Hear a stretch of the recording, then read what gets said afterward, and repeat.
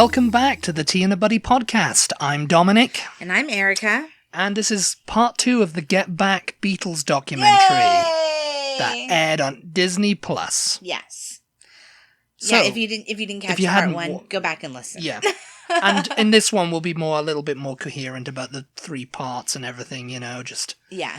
To let you know what's going on in case you missed it. And if you're a Beatles fan, you've probably seen it anyway. We had to sit down from the first podcast. We were too excited. Yes. We have to sit down, otherwise we get too excited, you see. Yes. Which is in the 3rd part, I believe. But yeah, a lot, what we were talking about with, in part 1 of the documentary, and in part 1 of the Get Back documentary too, is that they weren't in agreement over what they were going to do with this documentary or TV special. It was kind of like a idea that they had. Yeah. That Paul had this idea. Got with Michael Lindsay Hogg. And they basically just started filming. They just started filming and they told, John, George and Ringo to turn up at Twickenham Film Studios. Yeah. And, we'll rehearse the songs and we'll do a TV special. Right. And it'll be kind of like Around the Beatles 69. Which, like, there was a TV special they did in 1964, which was their show, but they had other acts on. Why was it called Around the Beatles 69? Because... Makes it sound like 1969 it happened in. Yeah, I was confused about that. No. He meant like it's Around the Beatles 69 when John said that. Oh, it'll be around the Beatles 69. Because they had this scaffolding and stuff. They were going to put up this scaffolding. The plan was to film at Twickenham Studios. They would build a set and they'd just film it there, then playing. Yeah. And Paul said, it's like Around the Beatles. They'll have scaffolding around and people can watch us from there and, whatever, you know. Because they did in that Around the Beatles documentary. And John wanted the plastic when they were finished. And I'll have the plastic when you're done with it, yeah. And they had this kind of like, I don't know, you've seen Around the Beatles. They need to find like the master of that somewhere and clean it up. Yeah. Because I've got a bad copy of that, but it's got them doing a Midsummer Night's Dream. Yeah. It's where they do Twist and Shout, and I think... Twist and Shout, Can't Buy Me Love. And they were miming to it. They'd recorded it in a studio, and they were just miming to it. It wasn't live. Yeah, but I think it looks like Paul's singing the lead for some reason. Can't Buy Me Love, John is singing the lead. Okay. And they zoom in on John, and John's just there going, I never think my friend. That's it. That's what I was thinking of, yeah. He's just there getting with it, even though it's Paul's song, And anyway, we digress. I digress. Yeah, so when they went to show Michael Lindsay Hogg, because I guess John and Paul had kind of had an argument that day or something, and they weren't getting on. Mm. And we didn't know anything about it, but, Paul came, Michael Lindsay Hogg and Dennis O'Dell. I don't know if they had, or if Michael Lindsay Hogg was just speaking generally. Oh, you and Paul aren't getting along these days. Yeah. Not like you used to in the past, because John was a little bit too like, yeah, we're not. But they showed him the ideas for the sets, and he goes, it's Around the... And he goes, Paul would know. Yeah, Paul knew you were going to say that. And oh, yeah. And, they were all these Perspex plastic boxes, see-through plastic. Yeah. Where you could see us through it, and people can stand on it and just watch and whatever. And... none of them were in agreement of that. George Harrison didn't want to do a TV special from the get-go. Yeah. And Paul wanted to, but he wanted to do it kind of like, where we should go in, set up somewhere we shouldn't be in. Yeah. Like a pop-up gig where we shouldn't be. And John said he was quite into the idea of performing live in front of an audience. Yeah, he was, I dig getting back on stage again. Yeah, George was not having any of it. Ringo didn't want to go abroad. Yeah. And he was like, but then that was Michael Lindsay Hogg, though. He was like, we shouldn't do it at Twickenham. We should do it something... You're the Beatles. You're too big for this. We should be... It's something that befits the music and your legendary status. So this idea of Sabratha in Tripoli, which is in North Africa and Libya, and they show it on screen. On screen. It looks a pretty spectacular. It's a spectacular location. It's like, and you had 2,000 torchlit Arabs in the desert. In the audience. Yeah, in the audience. But it was nothing to do with the Beatles. It was nothing to do with the Beatles. There was no sort of relation. It was just kind of like, oh, this massive concert, he's looking for this massive, like, wow factor. Yeah.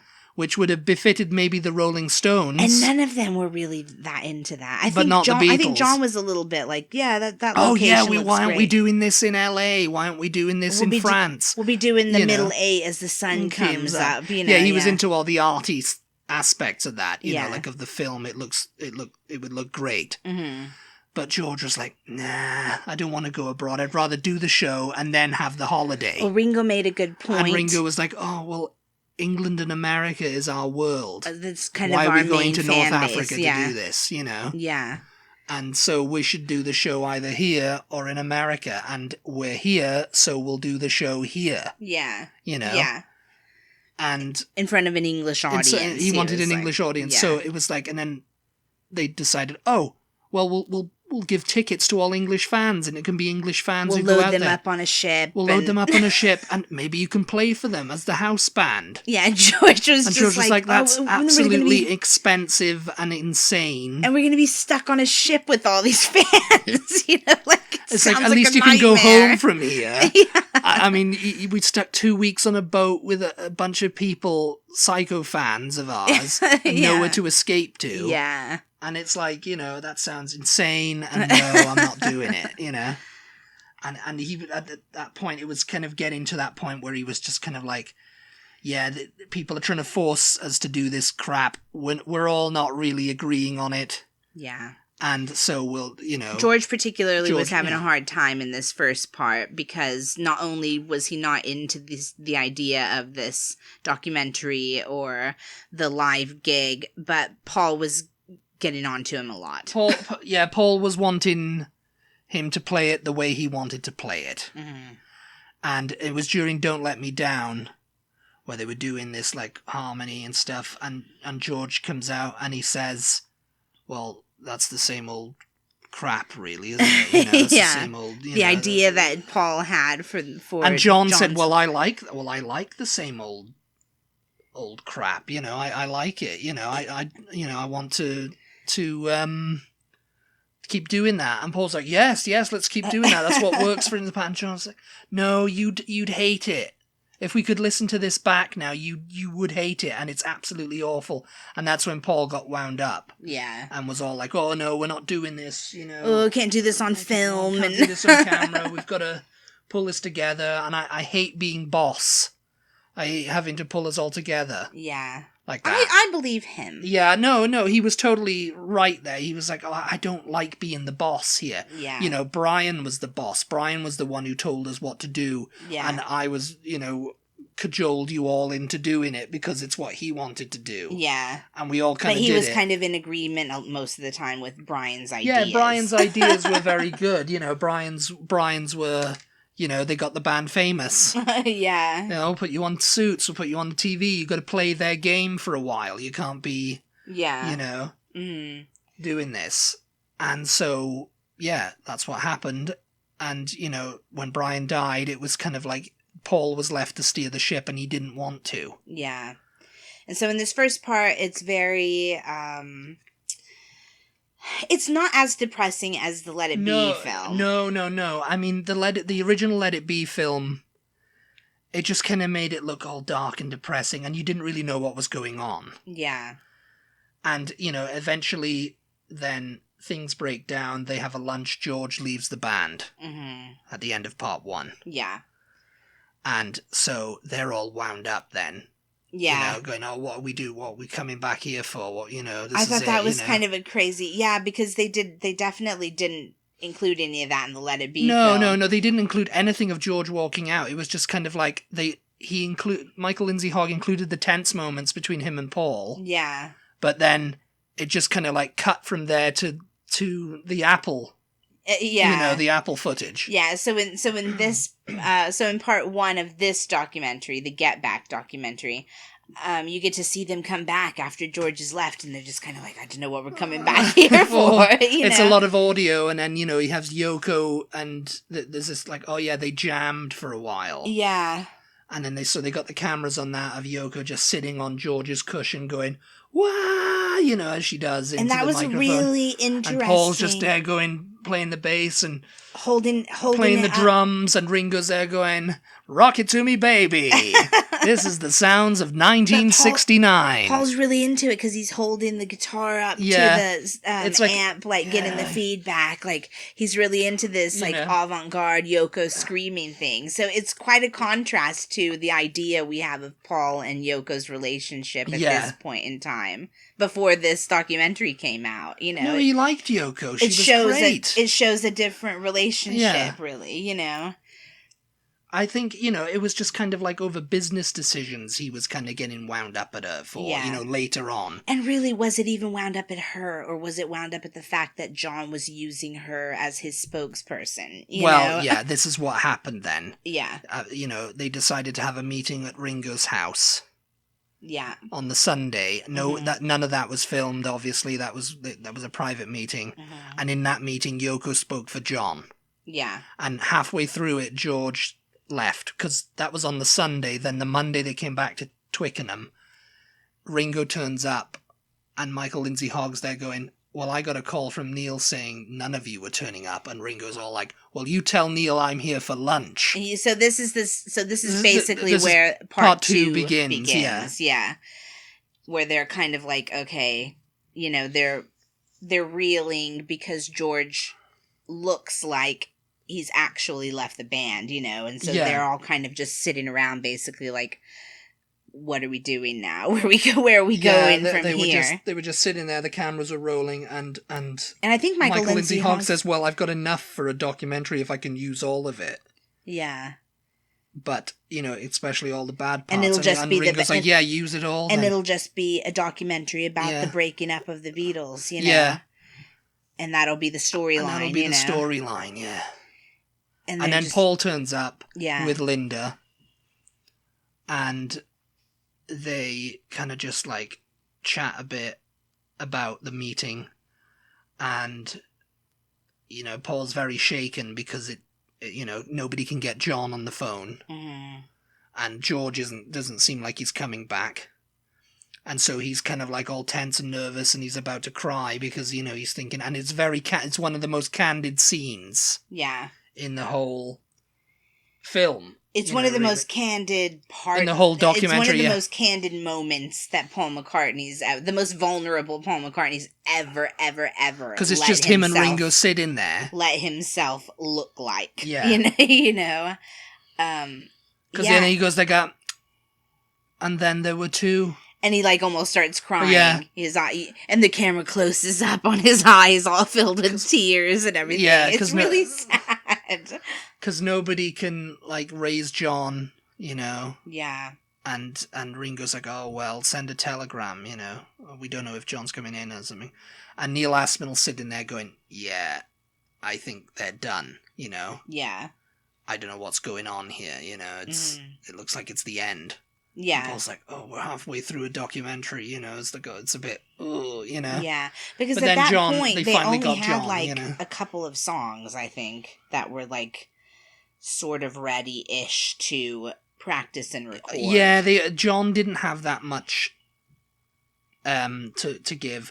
George was going home and writing a song every night, it seemed. Yeah. And that was winding John up a little bit, because... You know, he was getting a bit jealous because he was like, "Oh, where's he getting this?" Yeah, we're skipping ahead a little bit. Skipping a little bit. Well, no, that was in part one. But there's just so much... Oh, was it? That was in part one, yeah. That was in... Yeah, I guess so. He comes up with I Me Mine, and John's all like, "Oh, roll on, son, we're a rock and roll band here." You know, you know, and George is like, "Well, I don't give a crap if you don't want it, you know, I'll put it in my musical." Yeah, you know? He's just kind of like, "I don't care if you don't want it," you know, yeah. But then they play it as a band later on, and John's waltzing with Yoko, and he goes, "Oh, actually, I like that one now." Yes. Yeah, I think George says, "Oh, you like it now, do you?" Yeah. And he's just like, "Yeah, I like that one." And it's very kind of like, you know, when George leaves, and then John finally answers the phone, and Paul speaks to him, and he's like, he's coming in, and Paul gets all re-energized for it. I think Mal's like, "Oh, I've got John on the phone. He goes, do you want to speak to him? Do you want to speak to John? Like, yeah. Jumps up and runs off. Yeah. And then he comes back and he's like looking all happy and just kind of like, it's completely, totally different. Yeah, because it's like John's like, yeah, I'm coming in. We'll come in, you know. Yeah. We'll have a chat. Yeah. Because when they came in then, it was like, because they'd been doing Michael Lindsay Hogg had been trying to get candid footage and audio of them. Yeah. They were like, okay, we need to have a chat, but away from them. Yeah. Away from the cameras, let's go to the canteen and talk. Mm-hmm.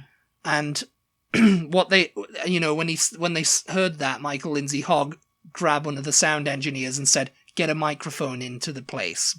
Yeah. Find out where they're going to be sitting and stick a microphone in the flower. How do you know where they were going to sit? That's what I want to know. Well, I guess they'd like... It must not have been a very big room. It was probably not a very big room. Maybe it was like, you know, whatever. But it was... They stuck a microphone in... in the flower pot. In the flower pot and hit record, you know. Yeah.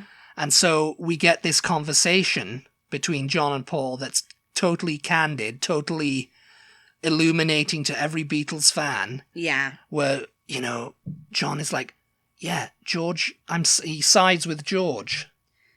You know, he totally sides with George. He goes, yeah, I'm with George on this. Yeah. Because it's a festering wound. We treat him like a kid.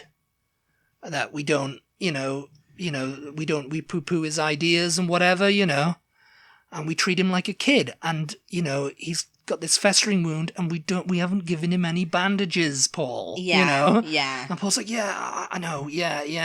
And you know, it's all this. And then John Paul sounds like John goes, yeah.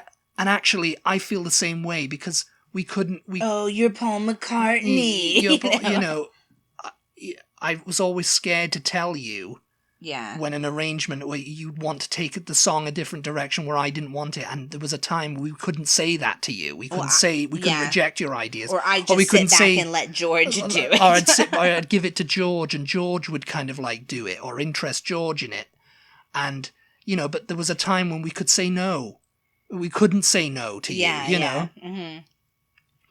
And, you know, because, I'm Paul McCartney. And, you know, and it was just like, sometimes you were wrong and sometimes you were right, you know, as we all are. Suddenly you can do everything, you know. Yeah. And Dominic and I were talking, and we really think that this might have started with Yesterday.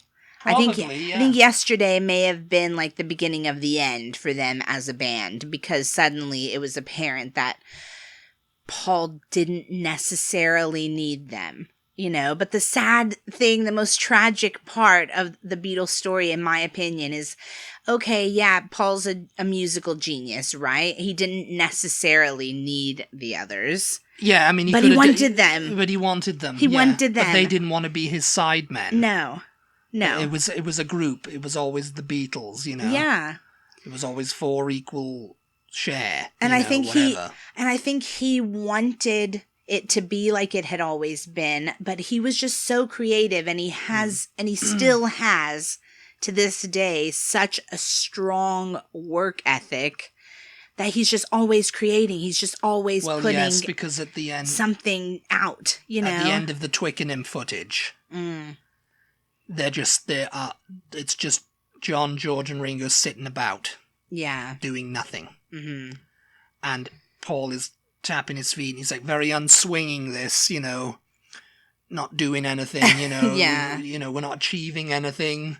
And John's just there, you know, a wham babaluma, you know. Yeah, just talking nonsense. And when I was younger, so much younger than today, I never needed anybody's help in any way. And I thought it was interesting. He's just like, yeah, I mean, why are we here? George isn't here, so we can't really get any work done. I thought the response to the way John comes off in this documentary was interesting amongst Beatles fans, because I saw a lot of people going, oh, I don't like the way John was coming off in this documentary. I don't know. I don't really know how to take that other than, I don't know if in they were... In part one, he couldn't be more disinterested. I don't know why. I don't know if they were saying if they were saying that they feel like Peter Jackson made him look a certain way, or were they saying there's probably they don't like the way that... John was acting, period, I think it's a little bit of both, I think. But for me, it was only the first part that he was like that. Mm-hmm. When they got together with George, and everything was smooth and happy, and they were prepared to give him what he wanted to come back. Yeah. And so George said, you know what? No TV special. Nix that. Yeah. And we move into Apple to record the album. Yeah.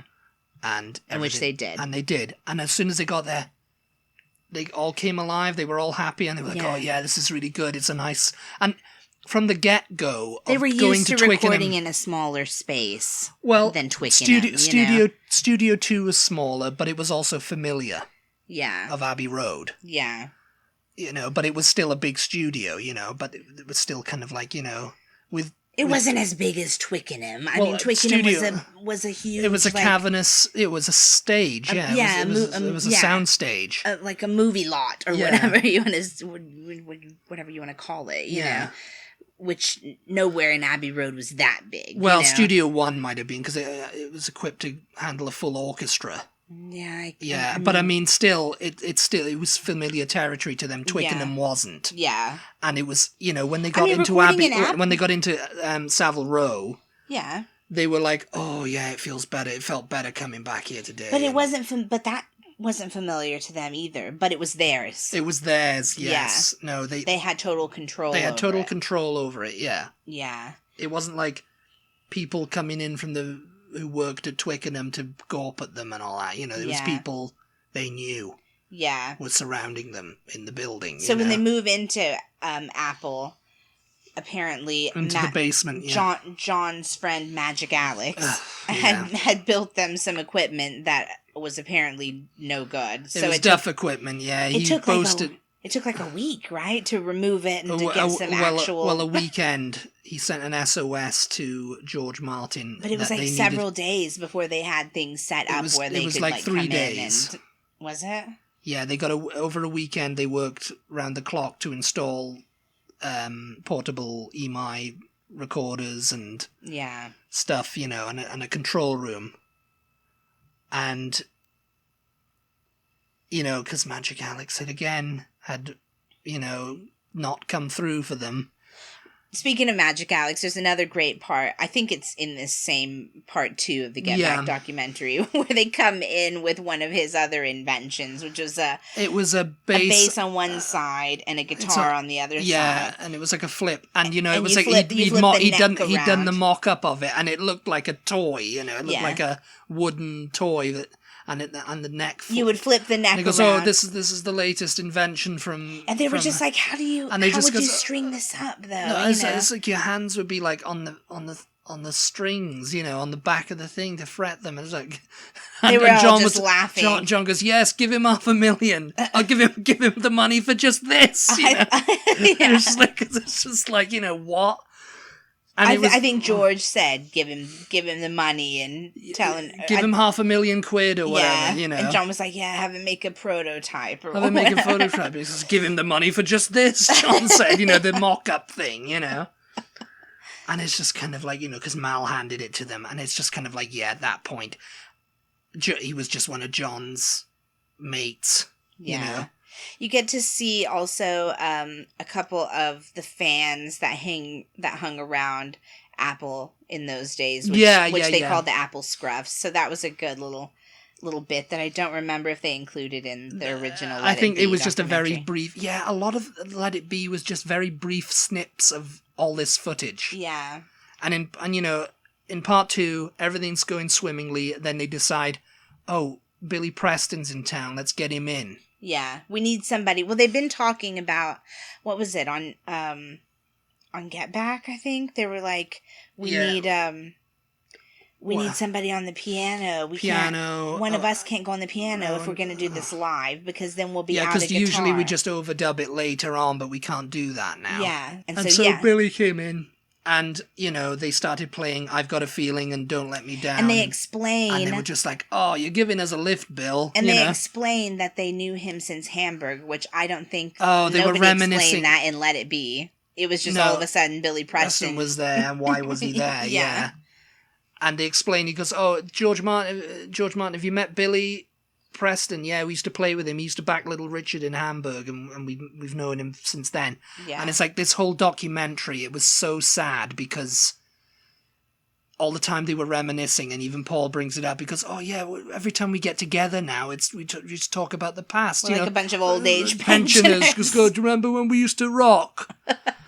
And it's like, yeah, that when they're reminiscing about Hamburg and playing all the old songs and stuff, and it was like that was the death when they were happy. Then they were happy, yeah, yeah, and they were just like, yeah, that was a good day, you know, that was funny, yeah, remember that old guy, and you know, whatever, yeah. And Billy Preston's name came up, yeah, and he was in London, and they got together, and yeah, and then they gave, you know, by part 2, it was kind of like the Sabratha Africa trip was out. So yeah. Michael Lindsay Hogg was like, what am I going to do with this documentary? What are we doing now with this? Yeah. I can't remember how part 2 ended. It ended with how they were going to end the whole thing. Oh, yeah. Because they were still talking about, oh, let's go abroad, let's do a concert in Primrose Hill.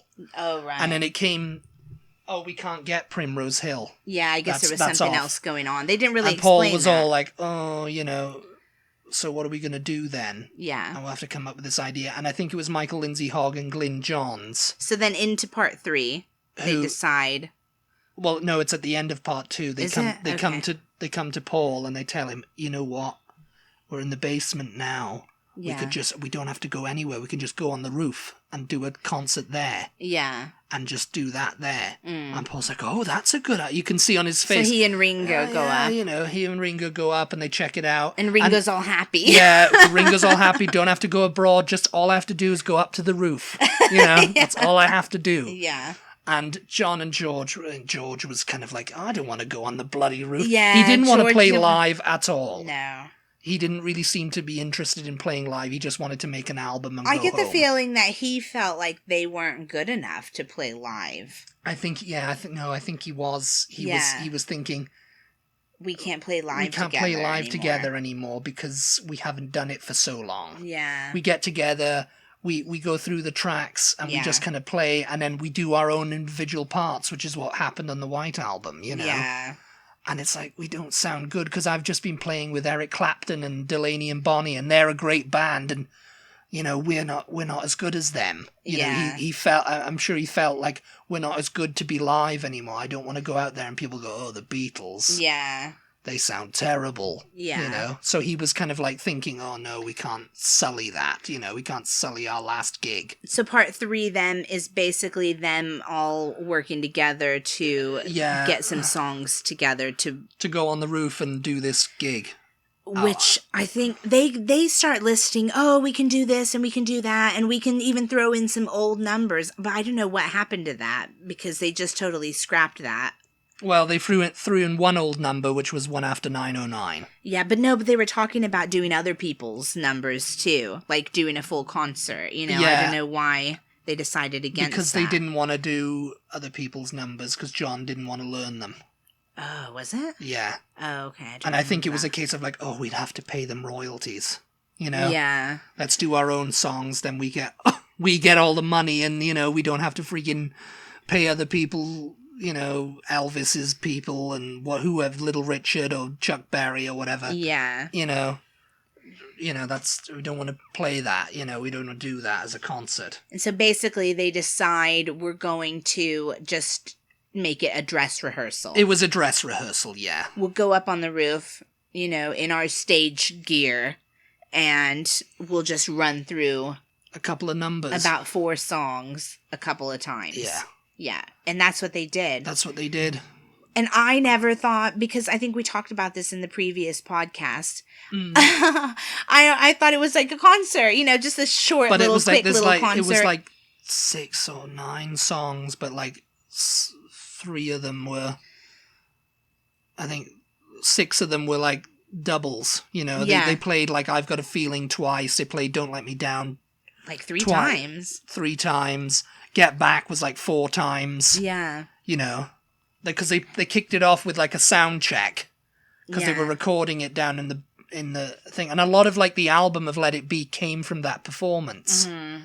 You know, a lot of the takes, and they told us that, and the thing is, this take appears on Let It Be. You know? I like the fact that Peter Jackson included when we're getting ahead of the concert now. Yeah. But he included at at the end. At the very end of part 3, yeah. Before he included George to say, maybe you could just make it look like the police came and that's why we had to end the concert. Yeah. And that is what they did in Let It Be. That's what I always thought happened. They had to stop because the police came up there when really... You could just edit it to make it look like, the police came and we had to stop playing. And so we had to stop playing, yeah. And that's what he did in Let It Be. And to be fair to him... That's what it looked like. That's what happened. I think they were like, I think they were finished. They were done? Yeah, I think they were done. Because I think maybe. Because they held the police down in the... Okay, well... Okay. Yeah, let's back up and we'll get to that. We're running out of time, so we're going to have to just, do a shortened version of this. We're running out of time here. Because they put... with the concert, once it was all ready to go... Yeah. Peter Jackson split-screened it from every angle, because they had, like 5 cameras there on the roof. Mm-hmm. They had a camera across the street on another building. Yeah. And they had one down in reception, which was a hidden one. Yeah. Because they knew people would be coming in, I guess. And yeah. I guess they figured the police would eventually turn up at some point. Maybe, yeah. And they had one on the street capturing the reaction of people, Or maybe just that neighbors might be coming to complain about the noise or whatever, Well, what the guy from across the street came in and goes, "Oh, you're on my building or whatever." Yeah, and they're like, "No, we're not. This is our building." It's like, there's a camera crew right on top of my building, and they didn't ask for permission. They must have just gone in and gone up. And that's so funny because Dominic and I had the 1960s, man, health and safety. Dominic and I had mentioned, surely they got their permission to go up on their roof, but no. But obviously they didn't. Then. Yeah. And eventually, people, most of the people in the street were like, "Oh, where's it coming from? Yeah, oh yeah, I like it. Yeah, the Beatles. Yeah, good luck to them." And there was a couple who were like, "Oh, I don't think this is very appropriate," and disrupting the day. Which they include some of that in the original Let It Be. They include some of that, yeah. But then the police eventually get called out, and they're just like, oh, "Okay, where's it coming from?" And the police clearly think it's like... And the police are a couple of very young guys, probably... The Beatles years age, younger than the Beatles, yeah. I think, yeah. A couple of PCs from West End Central turn up, and they go into the thing, and they tell the doorman, this guy who's in the reception area, goes, "You get them to turn it down, I'm going to start arresting people," and you get them to turn it down. They're like, "Okay, yeah, I'll go tell them now." We've had however many complaints in 30 minutes, yeah. So you go and tell them to turn it down. So they're just, and he's got it perfectly, as it's going on. Mm-hmm. The simultaneous reaction of the cops, and they're just standing in the thing waiting for them to come out, because they can't just force their way in or whatever. They need. Well, they didn't know where it was coming from. They didn't, and he goes, "Oh, they don't. These studios, they should have soundproofing." And surely. And the receptionist's like, "They're on the roof." They're on the roof. Yeah, she just totally gave it away there because it's like, yeah, they're on the roof. They're on the roof. Right now. And so it's like, why? Oh, yes, what are they doing on the roof? And they were like, "Oh, you can't go on the roof because there's, it's too many people up there. Weight limits capacity, and stuff. Yeah.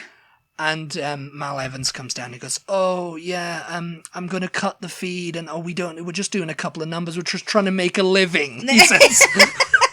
As I'm the Beatles road manager, and we're just trying to make a living. He's like, "Yeah, and you just turn that down." Yeah. And then eventually... They hold them in the reception area quite a while, though. Until they go, "Do you want to come up? Yeah, do you want to come up?" And then they came up. And I think they finally brought them up because they were almost finished. Yes. And they were like, "Okay, yeah, we'll see what we're doing here now." And then Mal goes and turns off one of the amps during the Get Back performance, you know. And Paul, the best bit of the whole thing is Paul turning round and seeing the cops there and going, "Woo!" Yeah. I'm assuming... He thinks, like, good end to the film, Yeah. I'm assuming... Well, that's what he wanted. Yeah. He mentioned that early on in the documentary, like, "Oh, we'll get dragged away, play somewhere where we're being dragged away at the Houses of Parliament," he said. They're dragging us off, They're dragging us off and we're still playing, you know? So, yeah, the cops showing up. And the cops would have done it had they done another number, because they went straight into Get Back after Don't Let Me Down, because they turned up on the roof during Don't Let Me Down, and then they went straight into Get Back. I'm guessing Maureen or somebody just pointed, because how else did he know to turn maybe around because and look, because someone came and moved a camera guy away so the guy who was filming the Beatles could get the shot, I guess. And Paul was just like, because he wasn't... Ringo's right there where they kind of came in, so he would have seen them. But Paul had to actually turn around to see them, and he did, and then Mal he got so excited. During Get Back, Mal comes and turns off George's amp, and then John's amp. Yeah, I don't think George and John were immediately aware. They were just like, what is going on? But you can see George is playing, and he's just like yelling at Mal. I don't know what he's saying, and Mal's all like, "Oh, I've got to turn it off. They've told me to come and turn it off. They're going to arrest us all, you know." And George is like, "Oh, sod it, you know." It's like I didn't want to play on the roof, but I'm playing on the roof. So he turns back on his amp, and they finish the bit, and then they go down, you know. Yeah. And that's the end of it. And they go down and listen to it. Then, you know, I did see people complaining about his choice to do the split screen and show all the different cameras at once. They were like, "Oh, I didn't like that. You know, I guess it was too much to look at," which I said, "Oh, it's too much to look at," but I still liked it, you know? Yeah, it was good. It makes you want to go back and watch it over so you can watch each camera. You know, you want to go back and watch it several times and just watch each camera each time, you know? Which I think is a brilliant choice, really, of Peter Jackson to do that. But yeah, that's pretty much... I mean, that's pretty much it. The last day of it was them recording the videos, recording Let It Be and The Long and Winding Road and Two of Us, which ended up becoming their music videos, you know? Yeah.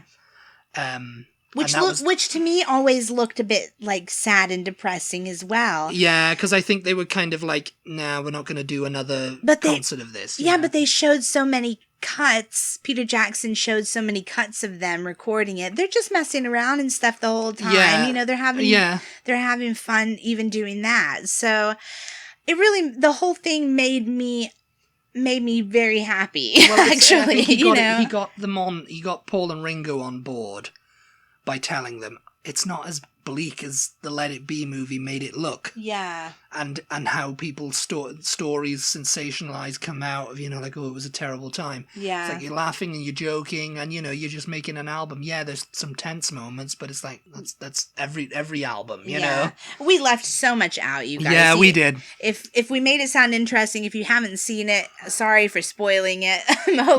hopefully you'll enjoy it, though. Yeah, when hopefully you go we made it sound interesting enough that you want to go and watch it for yourself, because there's just tons and tons of little things that I'm thinking of right now that we didn't mention that are just worth mentioning. So you just go watch it for yourself and let us know what you thought. And that's it. Yeah, that's it. Thank you guys as always. We hope we passed the audition. So much for tuning in. We appreciate your support. We'll be back next week, so be sure you come back for that, and we'll talk to you next time. Goodbye, everybody. Bye. Bye.